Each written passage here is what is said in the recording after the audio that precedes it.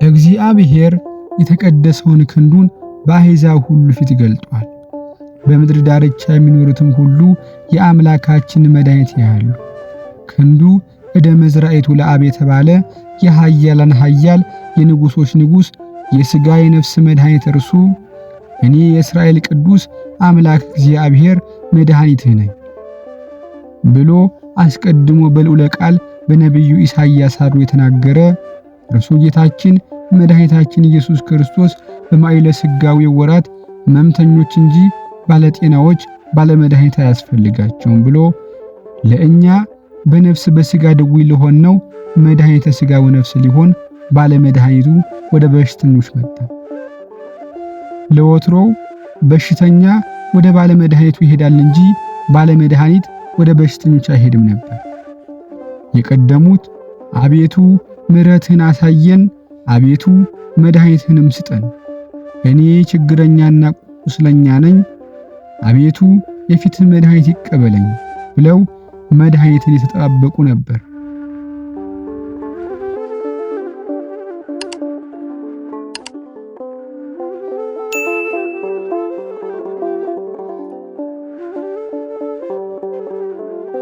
በስመ አብ ወወልድ ወመንፈስ ቅዱስ አሃዱ አምላክ አሜን። የተወደዳችሁ የእግዚአብሔር ቤተሰቦች ኦርቶዶክሳውያን እንደምን ሰነበታችሁ? እንደምን ቆያችሁ? እንኳን ለአራተኛው የዐቢይ ጾም ሳምንት በሰላም አደረሳችሁ አደረሰን። እንዳለፉት ሳምንታት ሁሉ ለተከታታይ ሳምንታት ስናቀርብ እንደነበረው የዐቢይ ጾም ሳምንት ትርጉም ዛሬም ስለ አራተኛው የዐቢይ ጾም ሳምንት ስለ አራተኛው ሰንበት የምንማማርበት መርሃ ግብራችን ነው። ቤተ አኮቴት ቲዩብን ላይክ፣ ሰብስክራይብ በማድረግ ይወዳጁ። አራተኛው የዐቢይ ጾም ሳምንት መጻጉዕ። ይህ ዕለት የዐቢይ ጾም አራተኛ ሰንበት ነው። ስሙም መጻጉዕ ይባላል። በዚህ ዕለት ጌታችን መድኃኒታችን ኢየሱስ ክርስቶስ በሽተኞቹን ስለማዳኑ፣ ተአምራት ስለማድረጉ፣ ጎባጣዎችን ስለማቅናቱ፣ ለምጻሞችን ስለማንጻቱ፣ ስለ መለኮታዊ ማዳኑና ተአምራቱ ይመለካል። መጻጉዕ ማለት በደዌ ዳኛ በአልጋ ቁራኛ የተያዘ በሽተኛ ማለት ሲሆን ቅዱስ ያሬድ በጌታችን በመድኃኒታችን ኢየሱስ ክርስቶስ ስለተፈወሱ ሰዎችና ስለ ጌታችን መድኃኒታችን ኢየሱስ ክርስቶስ ፈዋሽነት የዘመረው የመዝሙር መክፈቻ ርዕስ በመሆኑ ዕለቱ መጻጉዕ ተባለ።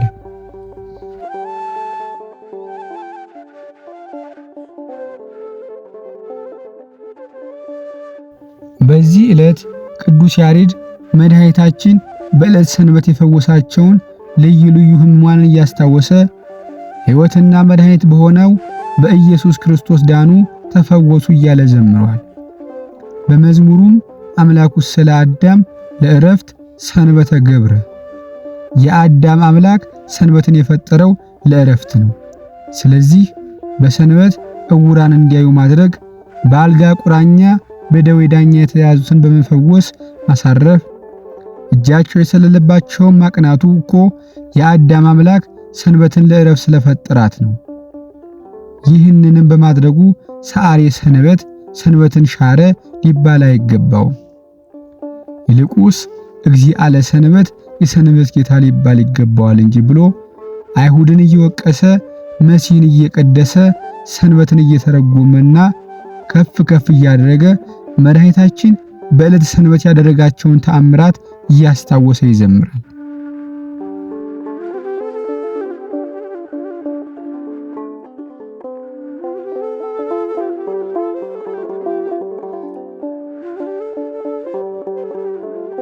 በሰንበት ፈወሰ ድውያነ ወከሰተ አዕይንተ ዕውራን። በሰንበት ፈድፋደ ኪያነ አፍቀረነ ሰርአለነ ሰንበት ለዕረፍት። በሰንበት ድውያንን ፈወሰ፣ የዕውራን ዓይኖች ገለጠ። በሰንበት አብዝቶ ወደደን፣ ሰንበትንም ለዕረፍት ፈጠረልን ሲል ይዘምራል። የመቶ አለቃውን ልጅ ጌታችን መድኃኒታችን ኢየሱስ ክርስቶስ የፈወሰው በሰንበት ቀን ነው ብሎ ቅዱስ ያሬድ ይዘምራል። ይቤሎ መስፍን ለኢየሱስ ክርስቶስ በዕለተ ሰንበት ኢይደልወኒ ከመ አንተ ትባ ታሕተ ጠፈረ ቤትየ አዝዝ በቃልከ ወይሃዩ ወልድየ። መቶ አለቃው ኢየሱስን በዕለት ሰንበት ከቤት ጣራ በታች ልትገባ አይገባኝም፣ በቃልህ እዘዝ ልጄም ይድናል አለ ብሎ ልጁን በሰንበት እንደፈወሰ ተናገረ። የማቴዎስ ወንጌል ምዕራፍ 8 ከቁጥር 1 እስከ 15። ዕውራንንም ስለማብራቱ ሊቁ ቅዱስ ያሬድ ከልሃ ዕውር በውስተ ፍኖት ወገሰጽዎ እለ ይመርህዎ ከመ ያድኅን ወአብየ ከልሃን ዘይብል ተሳለኒ እግዚእየ ወልደ ዳዊት። ዕውሩ በመንገድ ሳለ አሰምቶ ጮኸ፣ የሚመሩትም ዝም ይል ዘንድ ተቆጡት። እርሱ ግን እንቢ አለ። የዳዊት ልጅ ሆይ እርዳኝ ብሎ ጮኸ በማለት ዘመረ። የዕውሩን ዓይን በዕለት ሰንበት እንዳበራለት ሲናገር እንዲህ አለ። በሰንበት ገብረ ተአምራተ ወረቀ ምድረ ወገብረ ጽቡር አህየወ ዕውር በሰንበት። የዕውሩን ዓይን በዕለት ሰንበት እንዳበራለት ሲናገር እንዲህ አለ። በሰንበት ገብረ ተአምራተ ወረቀ ምድረ ወገብረ ጽቡር አህየወ ዕውረ በሰንበት። በሰንበት ተአምራትን አደረገ፣ መሬት ላይ እንትፍ አለ፣ ጭቃም አዘጋጀ፣ ዕውርንም በሰንበት አዳነ። እጁ ሽባ ሆኖ የነበረውንም ሰውም በሰንበት ፈወሰው። ሆረ ሀቤሁ ዘየብሰት እዴሁ ወፈወሶ በዕለት ሰንበት ወይቤሎ ታርገ ለከ ኃጢአተከ ዑቅ ይተአብስ። እጁ የሰለለበትም ሰው ወደ ኢየሱስ ሄደ፣ በሰንበት ፈወሰው። ኃጢአትህ ተሰረየችልህ፣ ሁለተኛ እንዳትበድል እወቅ አለው ብሎ ዘመረ። ከሁሉ በላይ በዚህ ዕለት ጌታችን መድኃኒታችን ኢየሱስ ክርስቶስ ለ38 ዓመት በአልጋ ቁራኛ በደዌ ዳኛ የተያዘውን ረዳት አልባ ጠያቂ አልባ የሆነውን በሰው መመዘኛ ምንም ተስፋ የሌለው ነገር ግን ፈውስን እየተጠባበቀ ዘመኑን በሕመም የጨረሰውን ለማዳን የማዳኛው ጊዜ ሲደርስ ባለመድኃኒቱ ወደ በሽተኛው መጣ። ይህንንም ታሪክ ቅዱስ ዮሐንስ በወንጌሉ ሲገልጸው እንዲህ አለ። ኢየሱስም ወደ ኢየሩሳሌም ወጣ። በኢየሩሳሌምም በበጎች በር አጠገብ በዕብራይስጥ ቤተሳይዳ የምትባል አንዲት መጠመቂያ ነበረች። 5 መመላለሻ ነበራት። በእነዚህ ውስጥ የውሃውን መንቀሳቀስ የተጠባበቁ በሽተኞች፣ ዕውሮች፣ አንካሶችም ሰውነታቸው የሰለለ ብዙ ሕዝብ ይተኙ ነበር። አንዳንድ ጊዜ የጌታ መልአክ ወደ መጠመቂያይቱ ወርዶ ውሃውን ያናውጥ ነበርና እንግዲህ ከውሃው መናወጥ በኋላ በመጀመሪያ የገባ ከማናቸው ካለበት ደዌ ጤናማ ይሆን ነበር። በዚያም ከ38 ዓመት ጀምሮ የታመመ አንድ ሰው ነበር። ኢየሱስ ይህንን ሰው ተኝቶ ባየ ጊዜ እስካሁን ብዙ ዘመን እንዲሁ እንደነበር አውቆ ልትድን ትወዳለህን? አለው። ድውዩም ጌታ ሆይ ውሃው በተናወጠ ጊዜ በመጠመቂያይቱ ውስጥ የሚያኖር ሰው የለም፣ ነገር ግን እኔ ስመጣ ሳለሁ ሌላው ቀድሞኝ ይወርዳል ብሎ መለሰለት። ኢየሱስ ተነሳና አልጋህን ተሸክመ ሂድ አለው። ወዲያውም ሰውየው ዳነ፣ አልጋውንም ተሸክሞ ሄደ።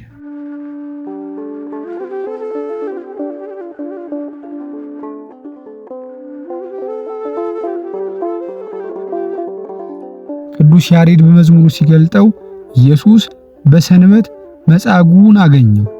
ተነሳና አልጋህን ተሸክመህ ኃጢአትህ ተሰርዮልሃል፣ ሁለተኛ አትበድል፣ ከዚህ የከፋ እንዳያገኝህ አለው። መጻጉዕም ተነስቶ አልጋውን ተሸክሞ ወደ ቤቱ ሄደ ብሎ ዘመረ። ታሪኩም በማርቆስ ወንጌል ምዕራፍ 2 ከቁጥር 3 እስከ 13 ያለውን በሽተኛ ጌታችን መድኃኒታችን ኢየሱስ ክርስቶስ ይፈውሰው ዘንድ የቤት ጣራ ቀደው ያስገቡት ሰው የተፈወሰበት ቀን ሰንበት እንደነበረ ቅዱስ ያሬድ ይናገራል። በተጨማሪም ቅዱስ ያሬድ ጭቃ ሕያው ዓይን ያውራል፣ ጌታ ግን መሬት ላይ እንትፍ አለ፣ ጭቃ ሰርቶ ዕውርም ሆኖ የተወለደውን ዓይኑን ቀብቶ አዳነዋል።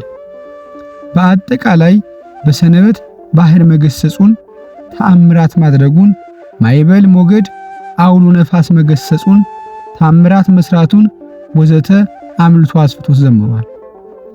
የተወደዳችሁ የእግዚአብሔር ቤተሰቦች በሰንበት ዕውራንን ብርሃንን መስጠት፣ ለምጻሞችን በማንጻት ሽባዎችን በማርታት አሳረፋቸው። ሰንበት የሰንበት ጌታ የሥራ ቀን ናት። ሰንበት ሕመምተኞች ከደዌ የሚያርፉባት የመዳን ቀን ናት። በመሆኑም ጌታችን መድኃኒታችን ኢየሱስ ክርስቶስ ሰንበትን ተረጎመ እንጂ ሰንበትን አልሻረም። በስሙ ተጠርተን የጌታችን የመድኃኒታችን የኢየሱስ ክርስቶስ ተከታዮች ሆን እኛ ክርስቶሳውያን ኦርቶዶክሳውያን እኛም በሰንበት የታመሙትን እንጎበኝ፣ በወንጌል ቃል እናጽናናቸው፣ የታሰሩትን እንጠይቅ፣ ያዘኑትን ልናረጋጋ ይገባል። ረፍተ ነፍስን ረፍተ ሥጋን ለሰጠን ለጌታችን ለመድኃኒታችን ለኢየሱስ ክርስቶስ ክብር ምስጋና ይሁን። ወስብሐት ለእግዚአብሔር ወለወላዲቱ ድንግል ወለመስቀሉ ክቡር። ይቆየን። አሜን።